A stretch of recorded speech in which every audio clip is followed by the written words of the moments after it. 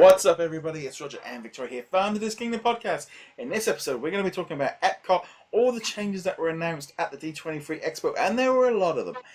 We'll be sharing our thoughts on them. Some of them have also, there was some extra ones kind of leaking and being rumoured and afterwards. So there's been quite a lot of talk where everyone was expecting lots of announcements from Epcot. I'm going to be honest, I wasn't disappointed. Absolutely. I'm going to be disappointed when I go to Epcot next because there's going to be nothing left. But generally, there was a lot of that. So just going through some of the details first off. So first off, Ratatouille is coming to France, which is something that's been predicted for a long time. The attraction in Paris is epic. Kind of sad to, like I said, if you guys are having Ratatouille, we want something back. You know, if it should be some kind of trade here, we get. You can get a great movie ride. Yeah. It's like I was hoping for a Tron roller coaster or something, but yeah. So Ratatouille. Interesting note. I didn't realize this till I was listening to this unplugged. I never knew there was a film in Paris. Yes, there is. I've never seen it, but I know it's there. Yeah, I was just like, so they were talking about it and going, I've been to Epcot like 7 times. I didn't know there was any attraction in Paris. You know, they're going, okay. It's like, because it always, you get a crepe from the outside, you look down at the Eiffel Tower and go, there's nothing down there, and carry on walking. That was always what, I mean, contrary to popular belief, there's a lot in there. Like, they got the perfume shop. It's mainly shops, to be honest. Yeah. Well, I'll be honest, I'm in a theme park. I'm not going shopping. I'm not in, I always like the Japan shop because it's full of, like, geeky stuff. But, yeah. So Ratatouille, big announcement, great stuff for that one. Side note on the World Showcase, I think there's a new film for China has been announced, or it's not been announced, but that's been going around as well. Yes, that was confirmed. Rumor has it that Mushu from Mulan will somehow be involved, but it'll be the first seamless Circle Vision film. Yeah, I think, to be honest, I think that makes a lot of sense because I think China's changed a lot since that movie was made. I always loved that one. It was, having spent a few months out in China, I always loved that one. So I can't wait to see what goes in there. They also announced that Ellen's Energy is having its final nap and is going to be turned into the Guardians of the Galaxy. Did they say what it's going to be, or is it just it's going to be a Guardians of the Galaxy? It's going to be an attraction. I don't know if I'm almost certain it's going to be a coaster, but they didn't really get into detail. No, I mean, I don't know if it's going to be like a 3D kind of like Transformers kind of thing as well. I mean, at the front, you've kind of got one of the ships from the Nova Corps flight used with. So it definitely looks like the Nova Corps can be. I wouldn't be at all surprised if Nova pops up in there as well. I mean, every one of the superheroes. I think this is epic. This is great. Bringing Marvel into, and it's like they found a little loophole. Kind of like absolutely. It's like absolutely. We can get Marvel in there. It's just we're going to bring in all the characters that Universal don't have the rights to. Sounds great to me. Personally, would have loved to see this gone into Hollywood studios with the Tower of Terror and also Aerosmith and had a complete new zone. But I'll take this. I know there's some people a little bit like it doesn't really fit Tomorrowland, but that or Tron, I'm happy with both. I'm happy with this coming in there, something new, modern. I love the Guardians of the Galaxy. Peter Quill has visited Epcot in the past, so that's always an interconnection. No, absolutely, and I think it's great that they did that because that means they can serve the, Epcot nostalgics by putting in little bits and pieces of old attractions that unfortunately I never got to see because I wasn't born yet. But so it's definitely. I mean, I think that's great. I mean, I think Ellen's Energy has ran its course. It has that thing as well of that half the energy that we're talking about is obsolete and gone and changed. And Ellen, her entire sort of what she is herself is so different because like when that came out, it was back when the Ellen sort of DeGeneres show, when it was Ellen the sitcom kind of thing is so different, and I'm gonna be that thing as well. Ed, is it Ed the science guy? It is Bill Nye the Science Guy. I only know him from that attraction. You see, that's the only thing I know him from. Really? Yeah, because he was not a big thing here. So Oh my God. he's the only so that's the only thing I know, because yeah, I don't think his show ever got shown over here when I was a kid. So yeah, that's the only thing I ever know from it. And Jeopardy, if that was the only is the only thing from there. So learning, it's like going around the world and learning like history where you go around that one. They also announced Mission Space is being updated. It's an attraction I just can't. I don't know what it is about that attraction. It never appeals to me. It's been a long time since I rode it, but I mean, I know it's gonna come back next month or next week, I believe. I can't remember, and I mean, maybe I'll ride it. Maybe that's a big maybe. And there's a new restaurant as well, like set in space. Yes, it's gonna be a new table service restaurant. So that's always good. It's a good thing to kind of go in there as well. This definitely feels like sort of stage one. This is kind of like stage one of Epcot's renewal. Looking here again at what some other stuff that there. A little bit of a rumor beforehand was, or basically not really a rumor, but I think it was Siemens had like dropped its sponsorship of Spaceship Earth. So there was no major announcement about the Golf Ball. There was no major announcement about Figment, even though rumors are still swinging around about that being changed into Inside Out.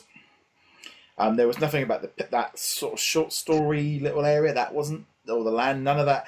And all they did say was there are going to be lots of changes, and they brought the original guy that designed it in line to try and keep that theme going, try and keep everything interconnected.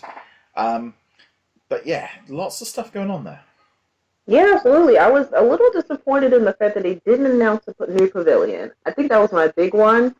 I'm still hearing like either Brazil or Puerto Rico, but I mean that was my big one.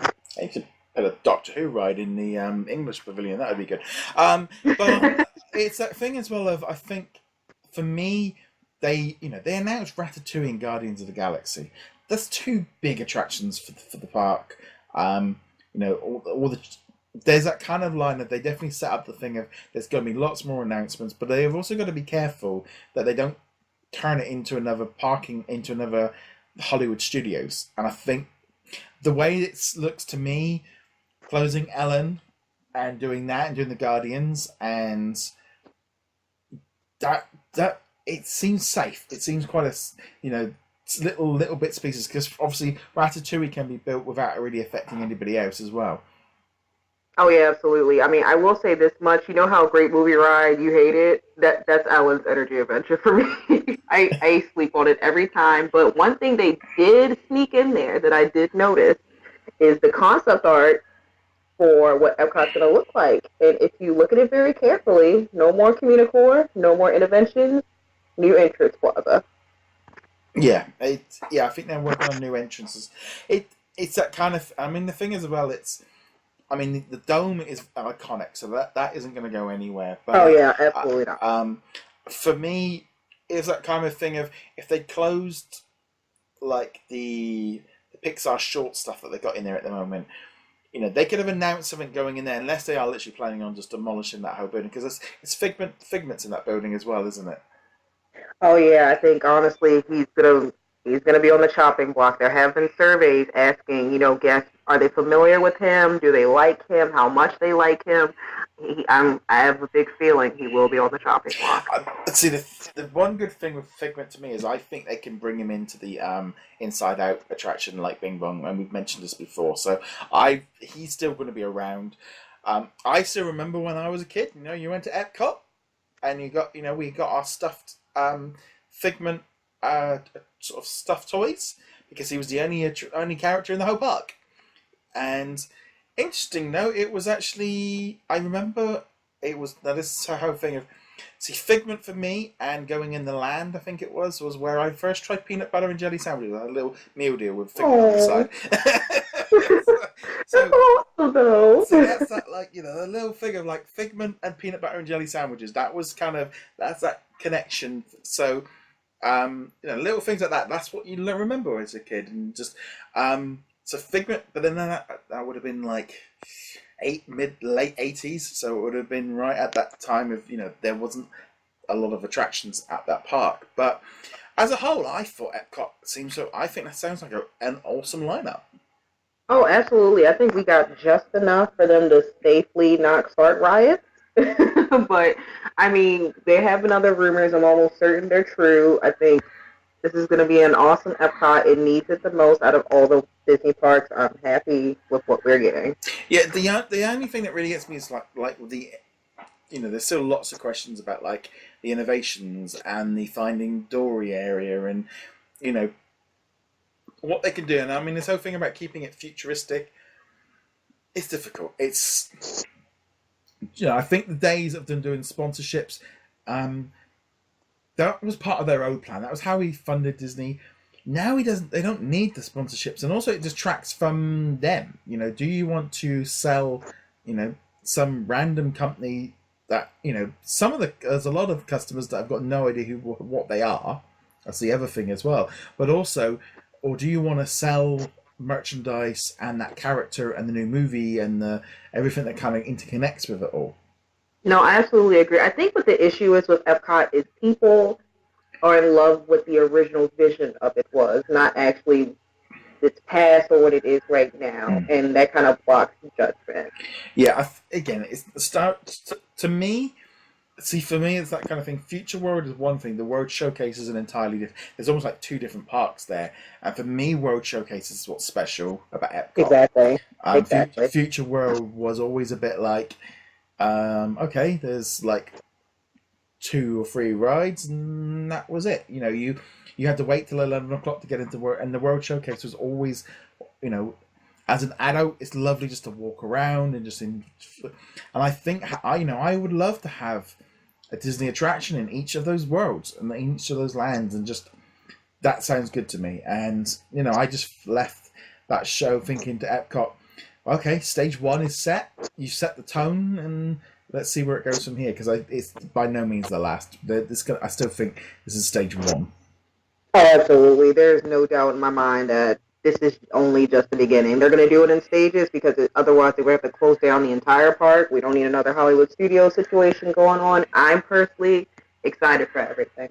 And the other thing as well is, like, they need to stage out the ride. So, you might have 2018, you have Toy Story Land and maybe Mickey's Railroad and maybe even Ratatouille. I don't know how long it's going to take them to do. 18 months might not be too bad, because a lot of the testing would have been done. And then 2019, you've got Star Wars Land. 2020, you've got Guardians of the Galaxy and Tron, and they've got these different. But also, they have to be careful that they haven't got too much, pardon the pixie dust, but banners everywhere, because then everyone goes, for 2 years. And then also, you don't want people to be sitting there and going, oh, there's no point going this year or next year because everything's under construction.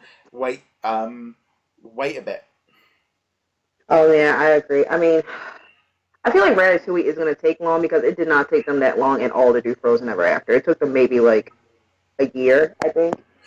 Yeah, I think the big thing for Paris was they had to build the whole area. They had to build the little area at the front and the restaurants. The other thing as well is that they've got an existing ride. They've got the structure. They've the testing and all the rest of it. They've probably ironed out so many. Even if if they just carbon copy it, I mean, whether or not it's bigger, it's got to be easier for them to do it because they've already got a structure. The same thing for Tron. It's whereas opposed to Guardians of the Galaxy is completely fresh. Oh yeah, I agree. Yeah, I'm excited for everything. It's going to be new and different, and I love it. Yeah, and on that note, guys, we'd love to know what you guys think of all the announcements that were made for Epcot. We'd love to know all of your thoughts by getting in touch with us either in the comments or on social media. Victoria, where can they find you? They can find me on Twitter at He Calls Me PP, and Instagram, He Calls Me Pineapple Princess. And on that note, guys, thank you very much for watching. We shall see you guys in another episode. Laters. Oh, and just a quick note to say, if you are a Guardians of the Galaxy fan, we are giving away a copy of the Telltale game currently over at DisKingdom.com/giveaway. On that note, guys, thank you very much. See you soon. Bye.